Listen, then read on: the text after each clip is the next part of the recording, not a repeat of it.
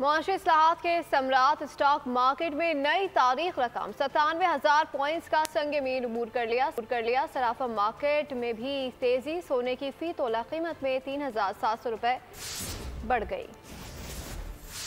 Pakistan stock market में तारीख पर तारीख, मार्केट पहली बार 97,000 की सतह अबूर कर गई। कारोबारी हफ्ते के चौथे रोज स्टॉक मार्केट में दौरान ट्रेडिंग 1,781 पॉइंट्स की जबरदस्त तेजी देखी गई। दिन भर मजमूई तौर पर 455 कंपनियों के शेयर्स में कारोबार हुआ। विफाकी वजीर कैसर अहमद शेख ने बोल न्यूज से गुफ्तगू में बताया, हुकूमती इकदामात के बाइस मुल्की मईशत बेहतरी की जानिब गामजन है, जिसका सबूत स्टॉक में तेजी और महंगाई में कमी है। 100 इंडेक्स बढ़ा है तो ये एक बहुत बड़ी है ऐसी, यानी तेजी से पाकिस्तान एक्सचेंज बढ़ रहा है क्योंकि इकानमी हमारे यहाँ बेहतर हो रही है और बाहर से इन्वेस्टमेंट आ रही है और परसेप्शन जो पाकिस्तान का है ना वो बहुत अच्छा हो रहा है।